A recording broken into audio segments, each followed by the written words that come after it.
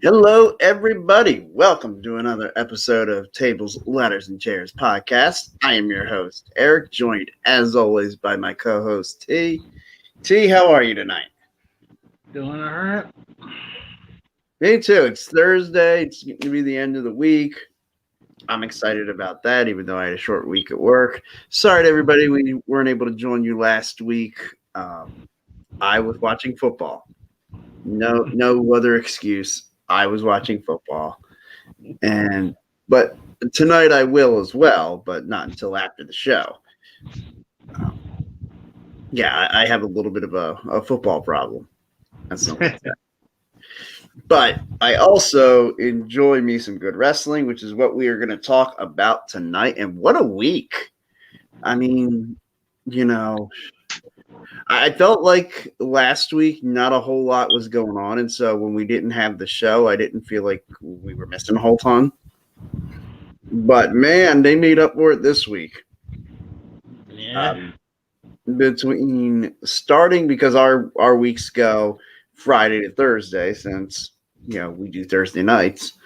Starting with SmackDown, and of course Brock Lesnar showing up. I think lying through his teeth when he said to Paul Heyman, "Oh, why didn't you tell Roman I was at SummerSlam?" To try and just cause more dissension there. It was a well played move, and now Roman and Brock seem to be on a collision course. But before we get to that, it's going to be Roman Reigns versus Finn Balor a week from Sunday at Extreme Rules. And it's the return of the Demon King. So your thoughts on that? We kind of speculated as to that with the whole red light thing going, and then the full-on return of the Demon King. Well, before Monday, Roman Reigns got 3 targets on his back, but now he's got 2 targets on his back. Mm-hmm. Got to worry about Brock Lesnar, and he's got to worry about Finn Balor. But at least he doesn't have to worry about Big E anymore. Yeah, I certainly felt like everything was aligning to like. Does anybody even care about the WWE title anymore? And, it seems like Big E was, like you said, gunning for him. And, of course, Finn Balor, who's got the championship match at Extreme Rules. Brock Lesnar, which I would assume it's Survivor Series. And, good comment coming in here. He still has to worry about Heyman. Yeah, I tell you, I said right at the top of the show, I thought that was all a ploy by Brock Lesnar to create some dissension there between Roman and Paul Heyman. I think, as far as the story goes, that Paul Heyman is actually telling the truth when he says that he didn't know Brock Lesnar was going to be at SummerSlam. I think that was all a ruse to create that distrust and disharmony in the bloodline. Has that ever been done before? Paul Heyman telling the truth? I believe one time he was in the 4th grade, and he told the teacher that the dog ate his homework when, in fact, the dog had eaten his homework, but that was the last time that can be confirmed.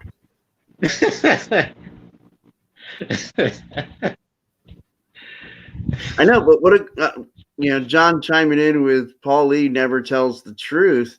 And you're right, but what a great storyline twist it would be, one that we wouldn't see coming. Paul Heyman telling the truth.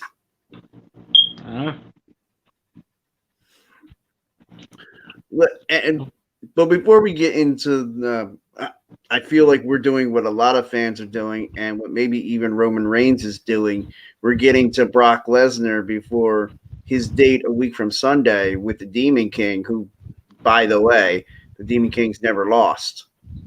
When he's brought the demon out, he's never lost, and he's got a championship match with the big dog. Is this the first time that the demon is defeated, or maybe some chicanery going on? Maybe Roman gets counted out. Your thoughts on that? Well, obviously, there's going to be some shenanigans. But I think the demon lost before. I don't believe so. Anybody out there listening or watching, yeah, if you guys know of an example of when Demon lost, I didn't think he had, but every once in a while I get something wrong. I think it was against Lashley for the Intercontinental title. Oh, I kind of blocked out that whole storyline. Even though I was there for their dramatic conclusion at WrestleMania in New York City, well, in the shadows of New York City at MetLife Stadium. That was a fun event. It's one of those. It's fun whenever I talk about that WrestleMania. Being there, the energy was incredible. It felt like WrestleMania. It was so much fun. When I went back and rewatched it, I'm like, man, this event drags. It's like, I felt like all the guest commentary was overkill. And I was like, man, it just wasn't that great a show. But being there, it was incredible. I will always tell anybody, if you have the opportunity to go to a WrestleMania, you should, because it is like a great pilgrimage of wrestling fans. Just truth be told, before I went to that show, I decided probably about, I guess, 4 or 5 months ago or before that I was going to go to WrestleMania. I made plans with actually my former co-host Joe, and we bought our tickets, ordered everything, and watching WWE in the build-up, I was kind of meh on that WrestleMania, and I remember thinking, I'm like, man, it's gonna stink. I'm gonna go to this WrestleMania, and I'm not even gonna really be all that into it. Like, it stinks. It's like the one time. It's like this bucket list item that I'm going to get to go to a WrestleMania. And I didn't think I was going to be all that excited. When I got there, like being around the people at the Fan Fest and the tailgating outside before WrestleMania and then going in there, it was almost like a wrestling pilgrimage. Like, it was almost a religious experience for me being at a WrestleMania, and it made me fall back in love with WWE and with pro wrestling. What's up, Bald Eagle? Which, by the way, anybody watching who is a football fan, let me just tell you, he does a show right here on the on Philly Sports Alliance that he breaks down everything. Like drive by drive, play by play, explains the inner workings of each play. It's fantastic. And for a football junkie like me, I can't get enough of it. But yeah. Okay, so Friday Night SmackDown, Roman Reigns. It looks like he's looking past Finn Balor towards Brock Lesnar, and I think the fans are too. Yeah, again, do you think that there's a chance the Demon gets the win, or is this, like I said, Roman's already bookmarked for Brock Lesnar after this? Well, I mean, a win for the Demon King would be nice. But then it'd be cool to do that and then just have Brock. Are Brock and Roman still fighting? Probably at Survivor Series, or does Brock go after Finn Balor? Right. Or does it somehow become a triple threat match? Which, I like one-on-one matches more than I like triple threats. I do like fatal four-ways a lot, but for whatever reason, I don't really like triple threats. Yeah, this is a good point. I was going to wonder, does Roman and Brock's feud really actually need the belt? I would tell you no. I don't think it necessarily needs it, but I think it just kills Roman's momentum if you have him lose a championship match. Now, again, we talked about, some chicanery, some salty things happening. Maybe one of those things being Brock Lesnar gets involved and costs Roman Reigns the championship, and that can add to their personal rivalry and it no longer being about the belt. And yeah, I think if Roman loses, it's because Brock gets himself involved and causes Roman to lose. And then to me, I'd be all about that because, my big thing is I like Brock Lesnar performing, but I don't like him being champion because he only shows up, a couple times a year for the big shows, and I would much rather have a champion. Like, I know we're not always going to get a championship match on Raw or SmackDown, but I'd like that possibility to exist. And I would agree with this by John. All depends on how he loses. I would agree with that. I think this is a good idea. The Paul Heyman screw job. That would be interesting. Yeah, a lot of theories about that. I told you mine. Do you have any ideas? Do you have thoughts on whether or not Paul Heyman's working Roman Reigns right now? Yeah, I could see it being like a long-term con where Paul Heyman like costs Roman the title, and then he aligns himself back with Brock Lesnar. Like, this was my plan all along. I was just about to bring this up, John, when we saw Paul Heyman screw over Brock Lesnar when he went with the Big Show. Yeah, something like that. Yeah, absolutely. I could see that. And I do agree with John, that like the Roman and Brock Lesnar match doesn't necessarily need the title. And I would love to see Finn Balor as champion give an opportunity to any of the young heels. Like the Finn Balor Apollo Crews Universal title match, I would love to see Apollo put into that role. Or Sami Zayn. Yeah, I was just about to name Sami Zayn too. Hell, maybe even Happy Corbin. Why not? Reigns can't lose to a guy with the man pun. Yeah. This new look Brock Lesnar, I'm not a fan. I'm much a bigger fan of the clean shaven, clean cut, just straight up killer.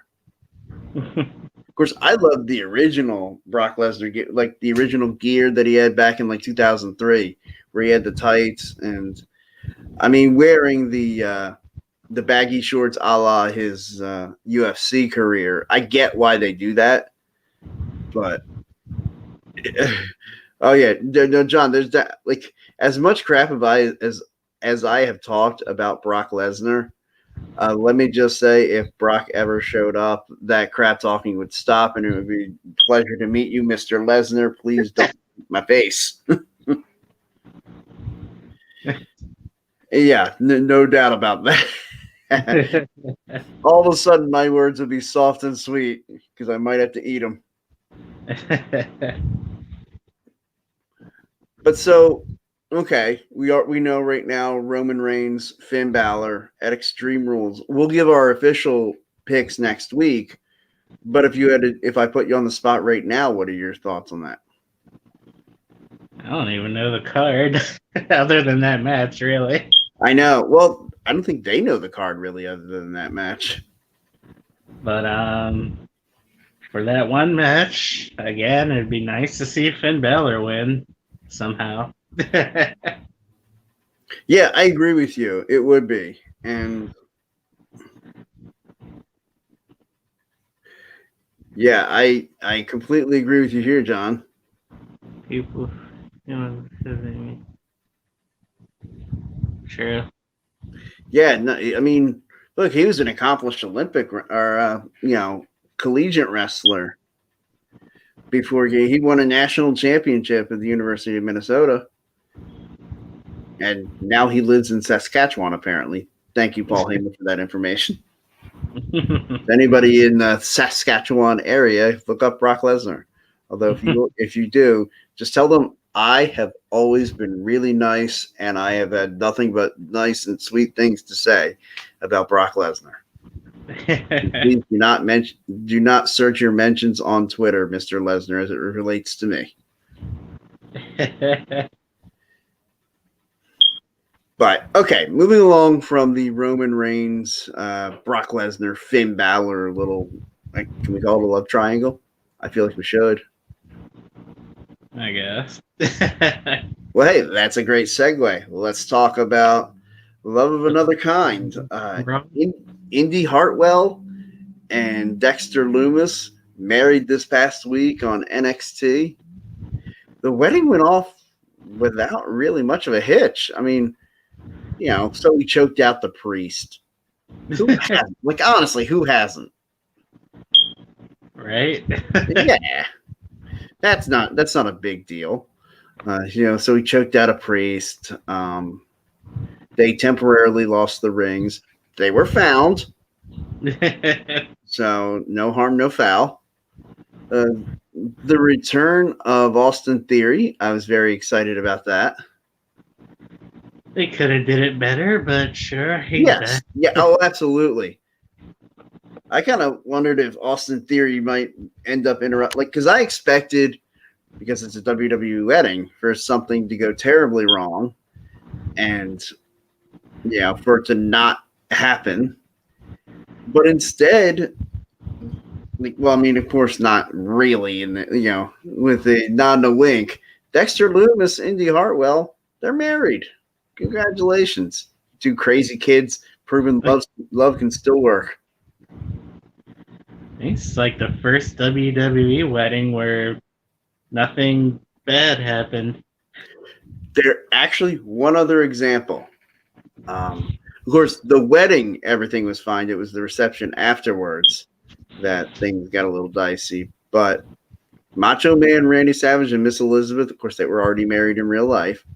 But their wedding at SummerSlam 91, if you go back and just watch SummerSlam 91, you would just think, oh, okay, wedding went off without a hitch. Because absolutely nothing happened at that one. It felt like you were watching the real wedding of Randy Savage and Miss Elizabeth.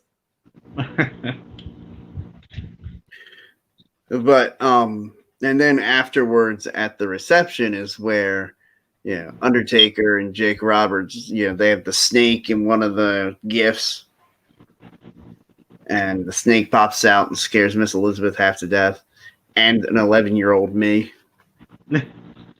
Oh, that's the event where that snake actually bit him? No, that actually is not when Randy got bit, but the snake does come out during that, and they scare the bejesus out of Miss Elizabeth. Yeah, that was later on. But yeah, I was surprised that the wedding went off really, kind of event-free. I thought it was cool that Beth Phoenix jumped up there and finished off the wedding ceremony after Dexter Lumis choked out the priest. I love the part when they were like, does anyone have any objections? Yes, and he chose the axe and everybody puts their hands down.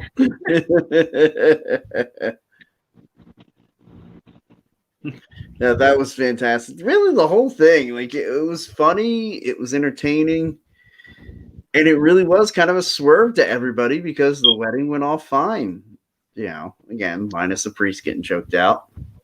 But I feel like no wedding's complete. Like, if you have a wedding and the priest doesn't get choked out, does it really count? I know, right? Yeah. It's tradition at this point. Right. Yeah. I feel like I should have, probably done the same thing at my wedding. And I know, John, you definitely should have done that at yours. That would have been great. Although I actually like both of those priests, both the ones from my wedding and his. So. Not that it's an amazing thing that I get along with a priest. I actually, am a somewhat likable person, maybe, question mark.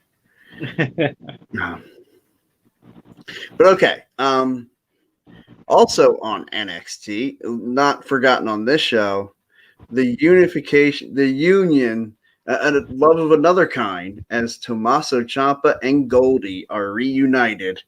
Tommaso Ciampa, the new NXT champion, Samoa Joe having to relinquish the title because of injury, and then Kyle O'Reilly also unable to compete in the match. Was it Von Williams or whatever was his replacement? Somebody who I was just like, okay, they couldn't. Like, my initial thought was you couldn't have put anybody better, to replace Kyle O'Reilly in that match. The fatal 4-way for the NXT championship. There was nobody else you could have chosen. Well, I only saw the closing 1, 2, 3 of that match. Decent match, and but yeah, Ciampa wins, the new NXT champion. I hope at some point we get Ciampa and Kyle O'Reilly. I really like Kyle O'Reilly. Like, he's really grown on me as a singles competitor. Yeah. After those 2 classics with Finn Balor, Right. definitely made a name for himself. And his 2 classics with Adam Cole. Oh, yeah. Well, 3, I guess. Yeah.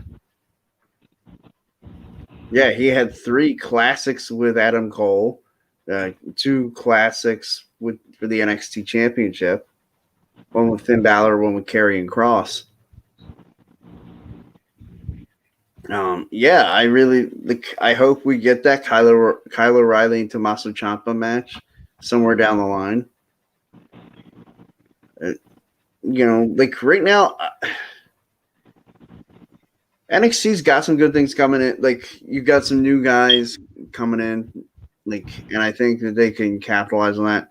Which, by the way, I don't know if you saw it. Kushida showed up, and he's going to face Roderick Strong next week.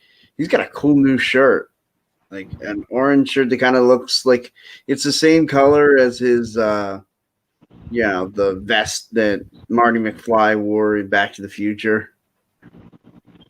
Mm-hmm. So I'm excited to see. I'm going to see if I can get that T-shirt at some point. Because Kushida's always been one of my favorites ever since watching him in New Japan. And I was so excited when WWE signed him. I'm hoping at some point he makes it to the main roster and is used properly. Or you know what? Actually, what I'm really hoping for is the day that he gets to go to AEW and tear the roof off some places.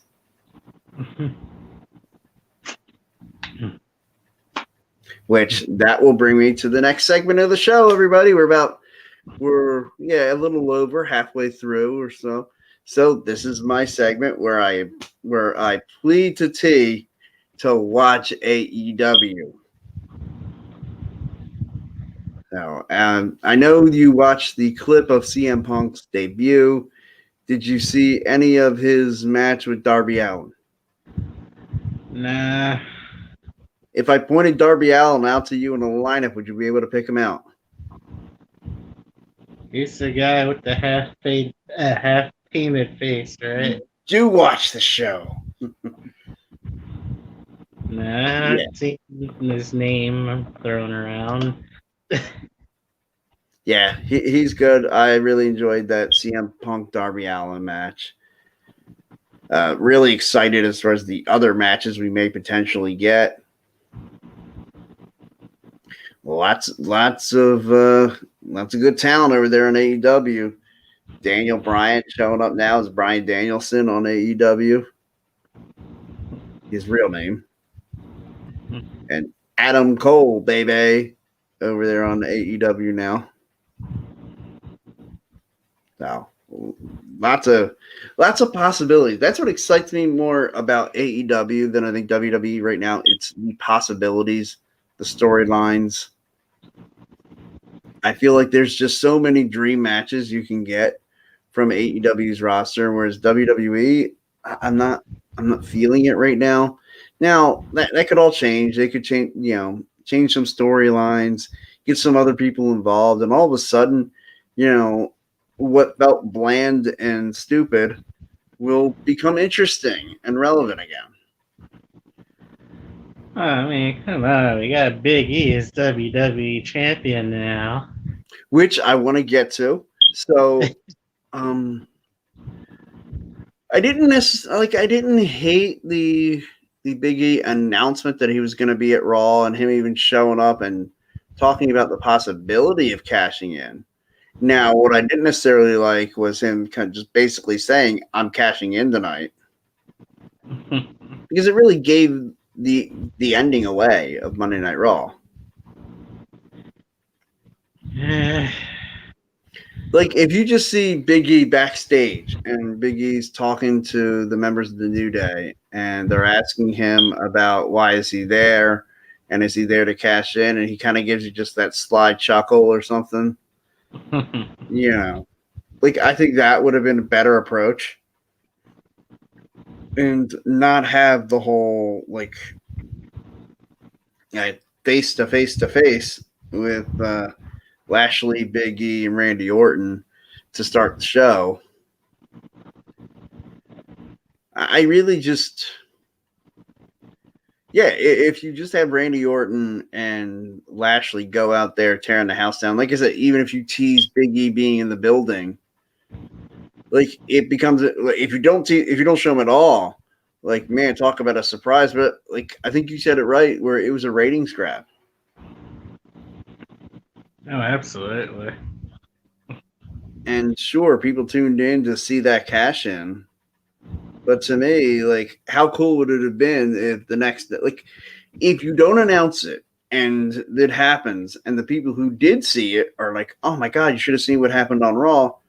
Well, then all of a sudden, all the other members of the audience who maybe aren't watching Raw regularly and just kind of checking in here and there think, well, man, this was a random episode of Monday Night Raw, and Big E comes and cashes in after this Randy Orton Bobby Lashley match. I need to watch every week because you never know what's going to happen next. Like, to me, that would have been the ratings grab. Like, Big E announcing it, like, yes, that gives you the ratings for this past Monday. But if you don't announce it and Big E surprises everybody, and then, like I said, the water cooler discussion, that pumps up your ratings for next week's Raw and the following week's Raw and the week after that, because people are going to be thinking, man, all of a sudden WWE's letting big things happen and giving them away on regular television. Whereas opposed, like, their formula has been build up matches, pay-per-view, build up matches, pay-per-view. Whereas AEW is having matches that they're giving away for free, and that's just drawing more people in. And then when it's a pay-per-view match, you know, holy crap, this must be a big deal because they're giving away world title matches and on regular programming. Like, what was it? Like, this past week on Raw and a couple weeks ago on SmackDown when they had the Universal title. Like, before that, when was the last time you had a WWE Championship match on Monday Night Raw or a Universal Championship match on SmackDown? Everything was pay-per-view. Well, like, the next one that comes to mind is Drew McIntyre, Randy Orton, just like, what, a week before the Survivor Series last year. Well, the Universal title. The Roman Reigns, Rey Mysterio. Yeah, the Hell in a Cell. But before that, it's probably that Brock Lesnar thing. Yeah. Yeah, Brock Lesnar, Kofi Kingston. Yeah. Well, for the WWE Championship. But yeah, I think WWE has been lacking a little bit of that surprise element. And while it wasn't necessarily a surprise as cashing because he kind of announced it, the fact that they had gone so long without a WWE Championship match on Monday Night Raw, and then essentially you got two of them in one night. This whole thing reminds me of back in 90, whatever, when Mick Foley won his first title. Mm-hmm. Obviously, that was done differently. The competition gave away the ending. Sure, yeah. This time they gave away their own ending. Yeah. And now this time around, they gave away their own ending pretty much. But the feeling's just the same. Finally. Oh, yeah. And it was such a cool moment. Like, Big E definitely deserved it. And I'm very happy for him. I mean, especially considering, like, his WrestleMania in Tampa where he grew up. Like, you had him lose the Intercontinental title. At least now you put the WWE title on him. You had him win Money in the Bank. And Like, this is a big deal. The second member now, New Day. Is New Day going to become the next group like the Shield, where the Shield, everybody were, Grand Slam winners. Now, at least the New Day, 2 of the 3 have been WWE champions. Will Xavier Woods eventually follow suit? Never say never, as they say. Yeah, true. There was a long time there that I didn't think we'd ever see Kofi Kingston as WWE champion. True that. Like, as much as I wanted him to, I just thought it's just probably never going to happen.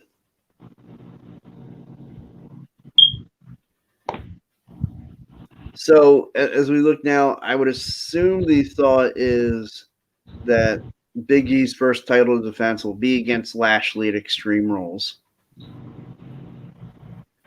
It'll probably have to be some kind of gimmick match.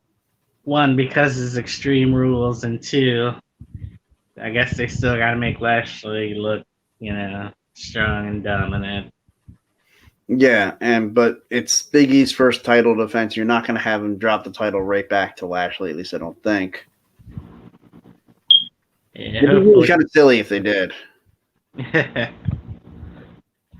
Of course, I thought the same thing about Nikki ASH. I didn't think there's any way she was just going to lose the Raw Women's title back to Charlotte. Even though I remember I did pick Charlotte to win that match because of them wanting to suck up to keep her in WWE, not go to AEW. I really thought that it might be a case where Nikki ASH backdoor retains, and then we eventually get maybe at Extreme Rules a one-on-one match between Nikki ASH and Charlotte Flair, and that be how we get the title change. Which I still think that would have been the better approach, but.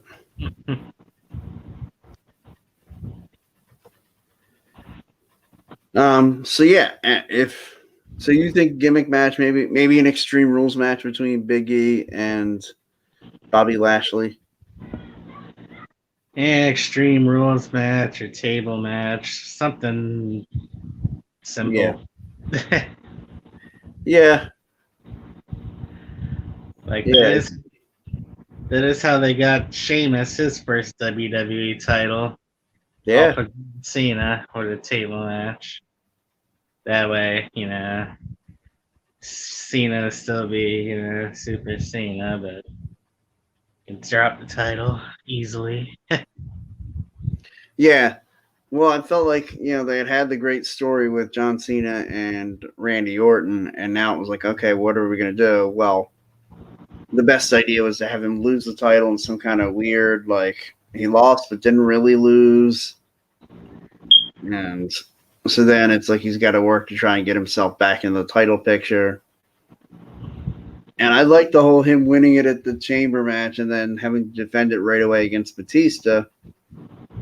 Even though I was sitting there, I'm like, wait, why does Batista just get to show up and get this title match? It's not like he has Money in the Bank or anything, or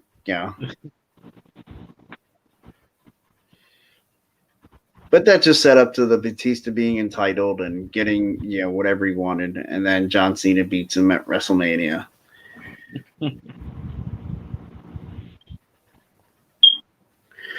Which,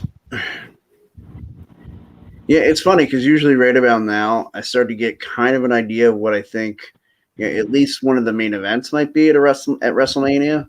Right now, I really don't know, especially if you're going to take the belt off of Roman at some point, which I'm really hoping it's Finn Balor, if not at Extreme Rules, maybe at TLC or something like that, they can have a rematch after Roman's done fighting off Brock Lesnar. And that could be where you have Finn win the Universal title. And then I don't if you do that, I don't know where you go with Roman after that. I don't know where you go with the Universal title. But the only thing I can think is they're going to have to change some things up. And that being the draft, which we now know it was advertised on all WWE television this week, is going to be October 1st, which will be Friday night, Friday Night SmackDown the week after they come to Philly on the 24th. the next week is the draft, so they're going to be having to really wrap up any storylines. Because I don't want any loose ends. That's always the one thing I hate when they do these drafts, and it's like you've still got loose ends in these stories, and then you break them up, and so it's like, okay, now there's no conclusion. Yeah. But I remember last year, I was kind of hoping they would end one storyline.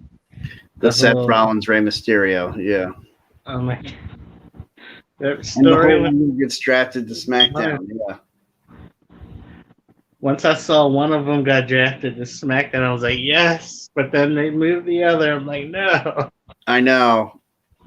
As soon as I saw, like, when Seth got drafted to SmackDown, I was so excited. And then I saw Rey Mysterio drafted to SmackDown, Dominic Mysterio, Buddy Murphy. I'm like, no.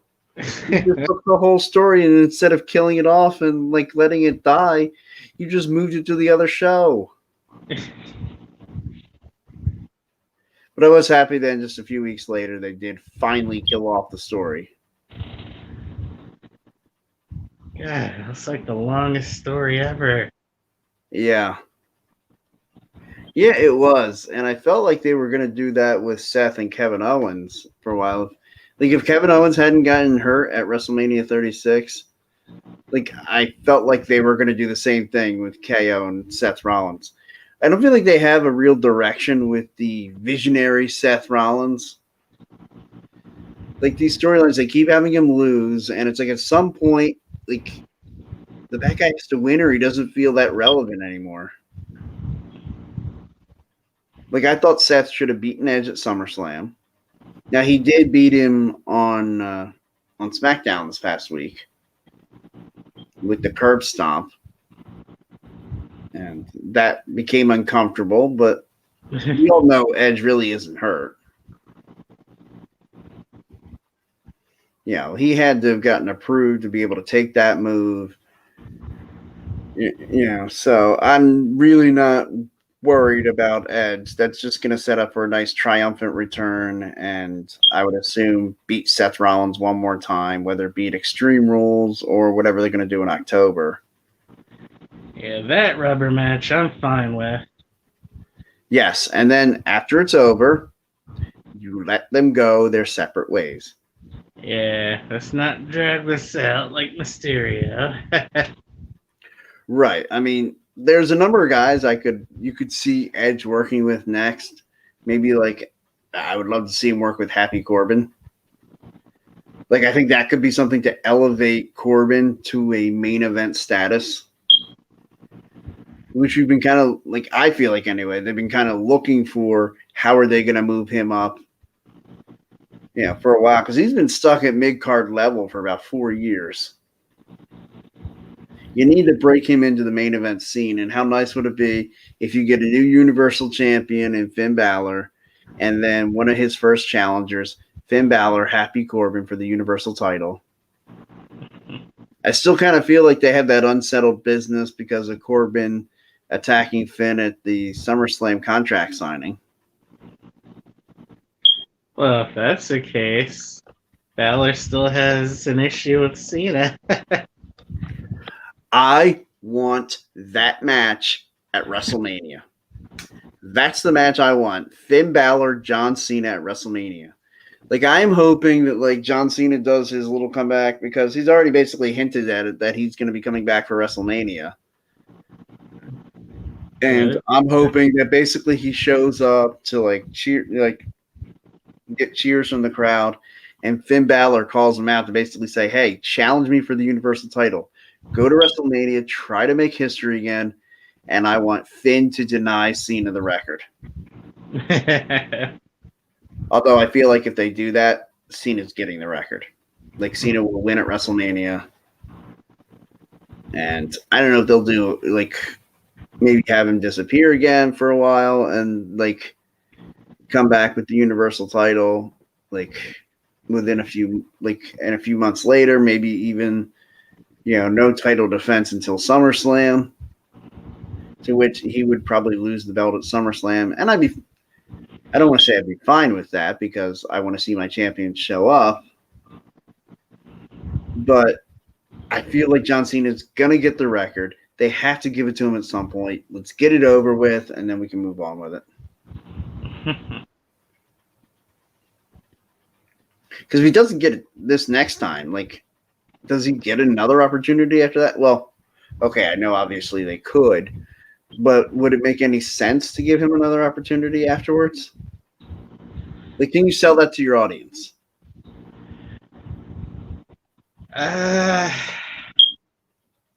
Maybe if he won an elimination chamber match for a #1 contendership or something. Or maybe a surprise entrant in the Royal Rumble. You want to have him win the Rumble again? I didn't say I wanted to. I'm just saying ways that you could get him back in the title picture. Yeah, I was trying to avoid that, but that's an option. Or what if you have, your Money in the Bank ladder match, and like you have all your participants, and then one of them goes down with a freak injury. John Cena comes out as a last-minute replacement, wins Money in the Bank. And so for the second time in his career, he's Mr. Money in the Bank. And then, like, randomly, maybe at SummerSlam, you just see John Cena show up, cash in, defeat the champion, and there you go. There's your record. Might be a dirty way, though, to break Ric Flair's record. Or what would be even funnier, have someone else win the Money in the Bank, whoever, a young up-and-comer. Mm-hmm. Meanwhile, actually, do it at Money in the Bank event. Have whoever win the belt, briefcase, I mean. Mm-hmm. And then on that show, have Cena win the whichever title. Sure. Universal or WWE. And then right as he's celebrating his 17th, whoever won the Money in the Bank earlier comes in, sneaks up, cashes in on him. Boom, 1, 2, 3. That would actually be awesome. Yes, I would like that a lot. John Cena shows up, wins the championship at Money in the Bank, but the person who wins Money in the Bank cashes in on Cena that night, and so Cena's 17th title reign lasts all about 20 to 30 seconds. That would be fantastic.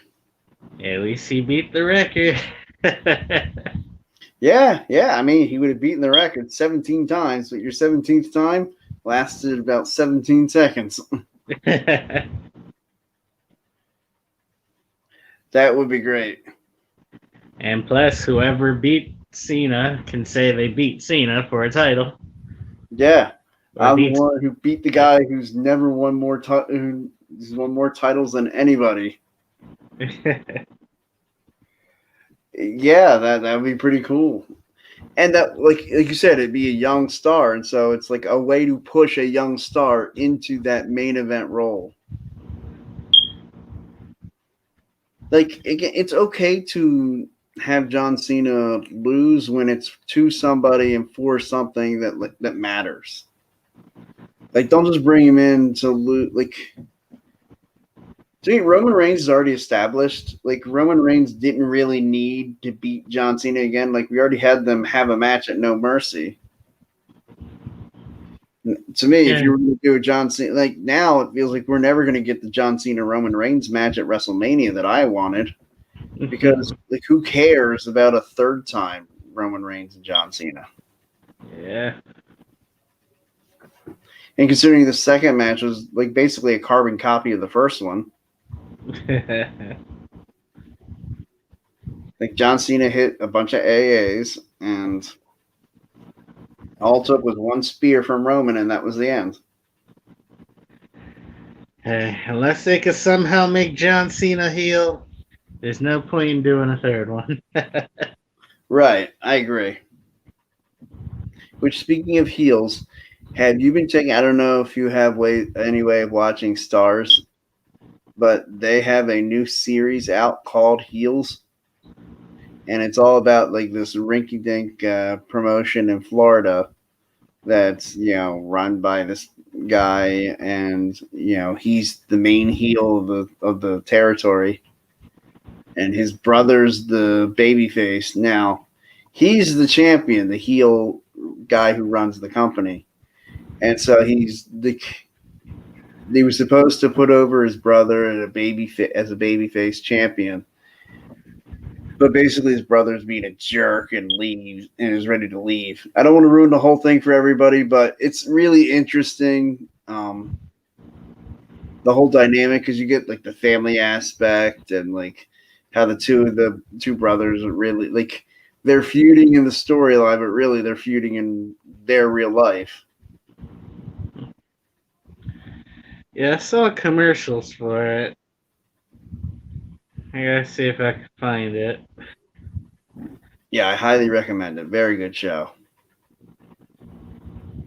Hopefully, everybody watching this would also recommend us as a good show for any other wrestling fans. So, feel free, everybody, pass this along, share it in different social medias, share it in your wrestling groups. We're only in a couple that I try to share to so that they can see it. Because I'm not in a bunch of Facebook groups. I try to limit some of that. I don't want to like oversaturate and fill up my timeline with just either sports or wrestling group posts. I want to be able to see my friends post. So yeah, feel free to share this around. We want to make sure to get the word out there, and make sure to watch all of the Philly Philly Sports Alliance shows. I will put a graphic with them up in just a moment because they didn't quite have it handy. And no, that's not what I wanted to do. My apologies. Technology is not always my best buddy. But here it is. So yeah, if you check it out Monday night, the flagship show, Football Smack Talk show, and that's at 6:00 on Mondays, and then at 7:30 we are followed by the Diamond Club podcast, which is just the best baseball podcast out there, bar none. Like those guys, John chimed in earlier, is a host on that show, does a fantastic job, really knows a ton about baseball. Then Tuesday nights, you've got the Philly broadcast at 6:30 with Ryan and Ryan. They talk all four Philly sports teams. And then Wednesday nights, like I told you, the Bald Eagle podcast at 6:00. That show is just fantastic. He breaks down every play from every drive, during the season. It's just very informative. Great watch. And then Wednesday nights, you've got Mike Sports, myself, and Landry, an Eagles fan and a Cowboys fan, hell-bent to burn the world down. And then Thursday nights, you've got Tendies on Patterson at 5:30, which is a fantastic hockey show. Those guys know a ton about hockey. And then, there's our show, 7:00 TLC podcast. And then there's a new wrestling. Thursday nights is wrestling night on the Philadelphia Sports Alliance, as I believe it's 9:00 is Off the Top Rope. Guy usually has a guest. Great podcast. Everybody, you should feel free to check that out. So thanks for joining us tonight. I think that's going to be about all we get into tonight. Next week, we'll talk more about the upcoming WWE draft and, of course, give our official predictions for the Extreme Rules pay-per-view. So, T, anything to add before we get out of here? Nope. All right. I love it. Everybody, have a great night, and we will see you next week. And happy wrestling, everybody. See ya.